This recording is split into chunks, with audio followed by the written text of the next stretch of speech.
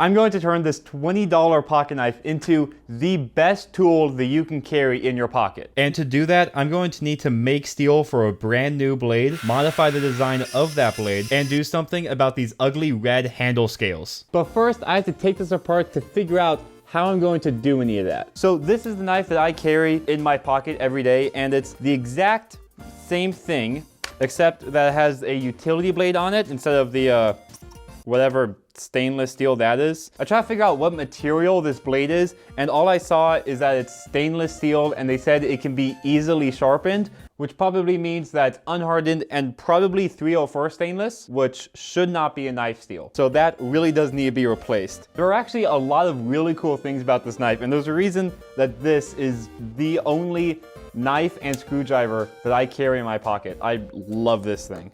So to take out the blade, it is this little Torx screw, probably T8. Oh, giving it, there we go.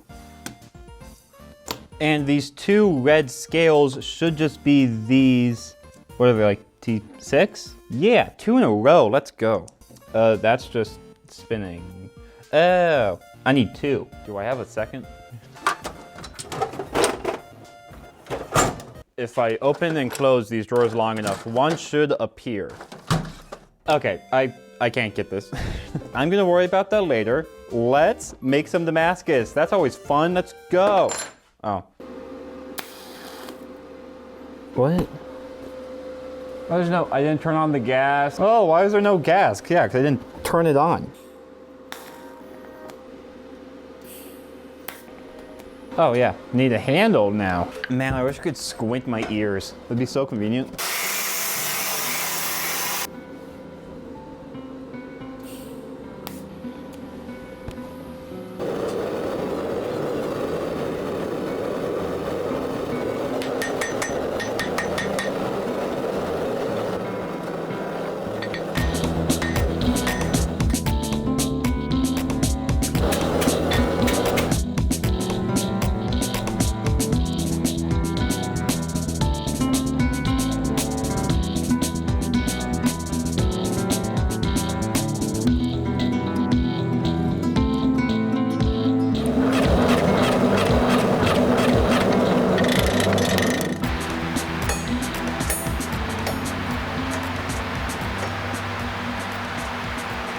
So I got this Damascus stacked and re-welded. It's at like 96 layers, I think. That could be wrong. I got another precision screwdriver set, so I can take this apart now. I just need to put this on a tripod. Okay, it was T6.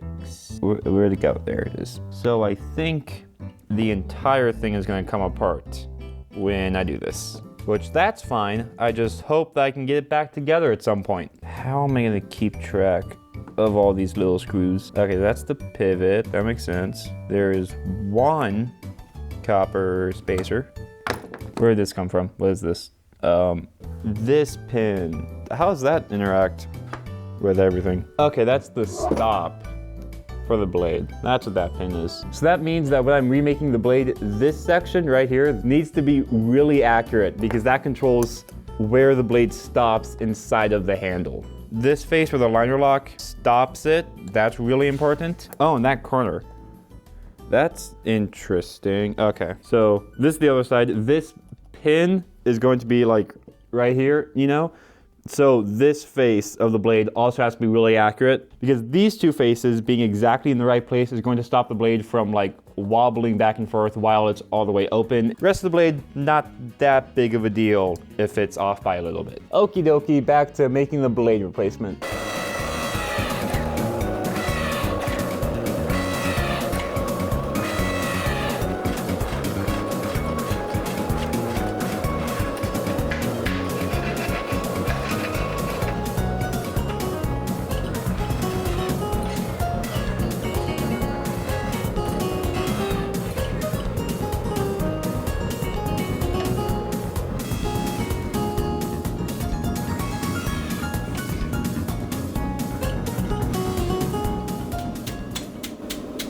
Okay, this is just a mess now.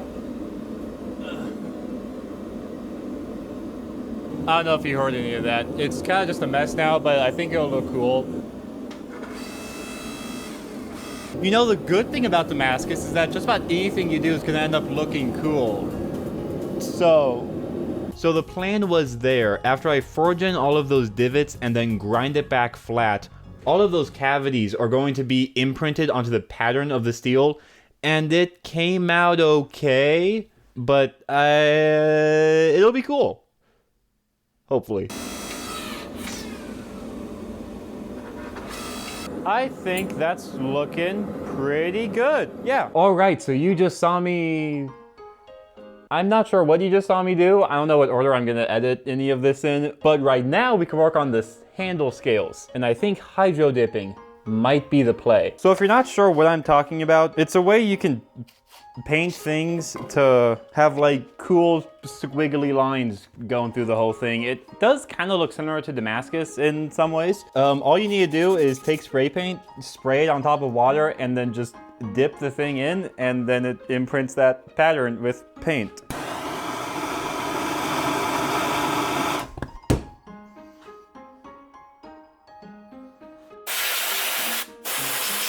So I did try this out a few days ago. Oops. For all of this, I used matte spray paint, which I looked it up. Apparently that's not what you want to use. You want to use glossy spray paint. So I went and bought some glossy spray paint. I'm realizing that this like baby blue might make it look like a toy, but maybe I want it to look like a toy. You don't know. Okie dokie. So oh God, that's too close. All I did last time was just go back and forth. Why is it weird? Stop being weird. Yeah, that's cool. I'll go for it. Now, get out of the way. Get out of the way. Paint, get out of the way so I can take this out.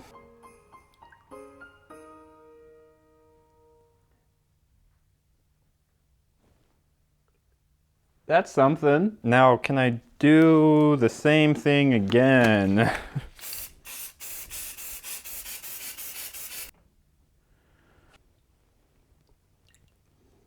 There's like bubbles. I don't want to touch it. I should have done more research before just doing this. I vaguely remember watching a video about this probably like 4 or 5 years ago. I'll let that dry. It's right here, by the way. I'll let those dry, and we'll see if I have to redo it.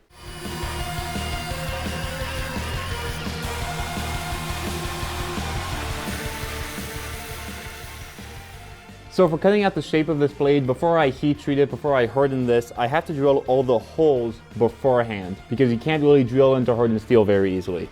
I'm thinking ahead today. So all of the holes I need to drill out beforehand, so that means this pivot hole, this hole that I don't remember what that does. This hole is going to be interesting, so I'm basically going to drill that and then connect all of this. Probably do that after the heat treat. The bottle opener, I'm not gonna do. I think that's stupid. And this slot, I need to drill all the holes and file it out, all before I harden this, which means hardening, I'm going to have to be very careful not to touch anything. 23 1/28.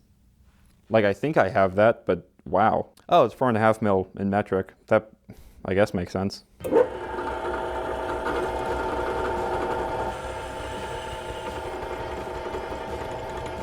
So I'll shove this drill bit in there to keep it all lined up and drill the other hole. I probably didn't need to explain that. That's kind of obvious. So this one's interesting since I can't really use this as a guide too well. Let me move the camera so if I mess up, you can see it. Are you ready for me to ruin this entire knife? Because I sure am.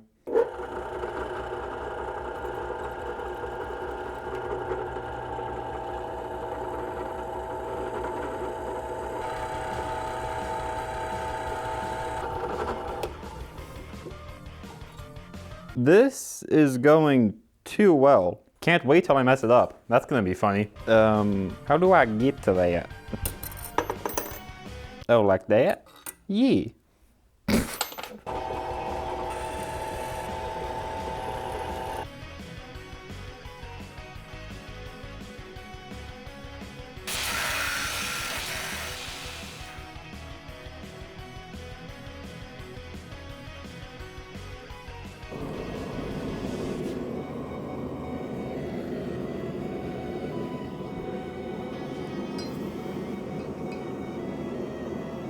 Perfect. Oh, that's beautiful. Oh, look at that. I know you can't see it very well, but look at that. Oops. Yeah, look at that. It barely oxidized. Oh, that's perfect.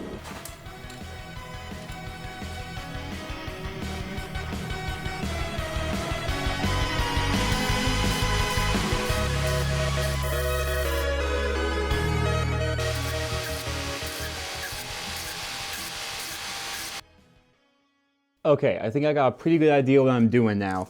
So it's crazy what you can do just by like researching a little bit from people who know what they're talking about. Like you can learn a lot. The can when spraying should be further away, like 15 to 18 inches, I think. It was in centimeters. So the water should be like 80 to 90 degrees. Mine was cold. And after you dip, I think this is the most important thing. If you see bubbles, you can pop them and get rid of them. And this paint's really gummy. It's not really sanding off.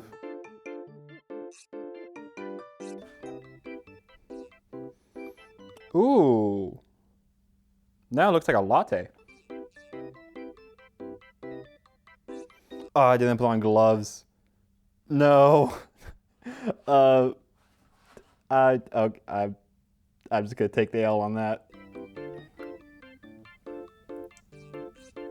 Okay, now paper towel and pop the bubbles. That's not good.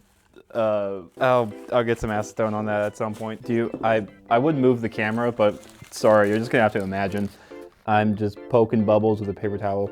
I think the acetone just made it worse. There are so many bubbles. No, I can see red. That's fine. It's fine. See, what I'm gonna do is take some black. Okay. It's not red. Let's do it again. I'm getting confused now. That looks cool though. I think that's good. Where's my stick? Where's my stick? Now latte it up. Right there is beautiful. Oh, that actually is so cool. Oh, what? Ew. Why did it do that? Now wait a second. And then I'll pop the bubbles, and then that scale will be in the thumbnail, not the other one. I want to get like compressed air and like spray this off. That's a bad idea, right? Yeah, it's a terrible idea. Why would I do that? Saying it tonight. It's a bad idea, right? See? Oh, maybe. Okay, so with epoxy, when you have little bubbles on the surface, you take, I think a heat gun actually, but you can take a torch and just. And the bubbles go away. See those bubbles? Okay, I'm kind of nervous. Oh, that did a lot. Is that bad? You can see it just kind of removed the paint that's on the bubble. It didn't really like push it down. That is very unfortunate. I think I can fix it. Oh, it doesn't look bad. Yeah, it's not bad.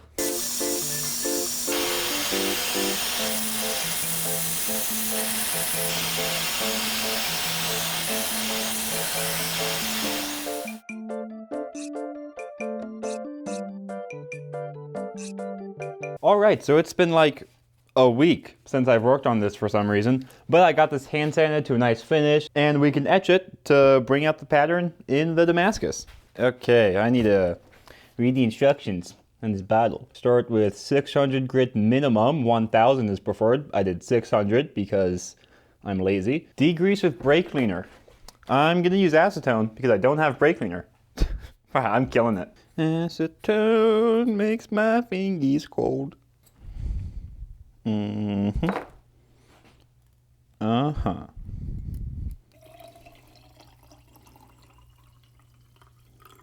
It doesn't taste as good as lemon Gatorade, trust me. No! That's not good.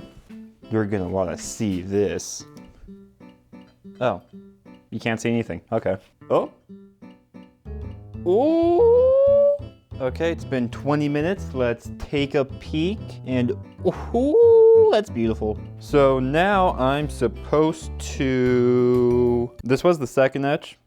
I didn't show that part. Once you put the steel up in the final latch, mean a neutralized blade and neutralizing axis is a Windex or baking soda, steel drive, deer, and the axis. Okay, I'm gonna put a Windex on it.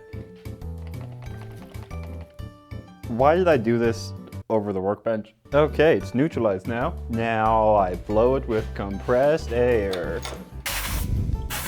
It's blown. And now just let it sit for an amount of time. So now I don't touch this. I'm gonna let it sit for 6 hours to let the oxides stay. I don't really know why. Okay, now we figure out if I can get this back together. Okay, I'll start with this? No, this. Sure. Okay, and this is the fun part. That's the pocket clip. That can be set aside. Yeah, easy. Not confusing at all. So this bit is for the screwdriver, and that needs a washer. This only had one copper washer. Okay. Then there's 1, 2, 3 of these. Okay, yeah, we're gaming. Why? It's gonna keep falling off. I'm just gonna do that last. Oh, and I'm telling you right now, there's a small pin that gets hidden that I have to sandwich in between these two metal pieces, and I'm going to forget about it. Now this is the pivot for the blade, and the blade. Oh, thank God it fits. Yeah, it looks good. Oil, washer, oil, and a little bit extra in there. Why not?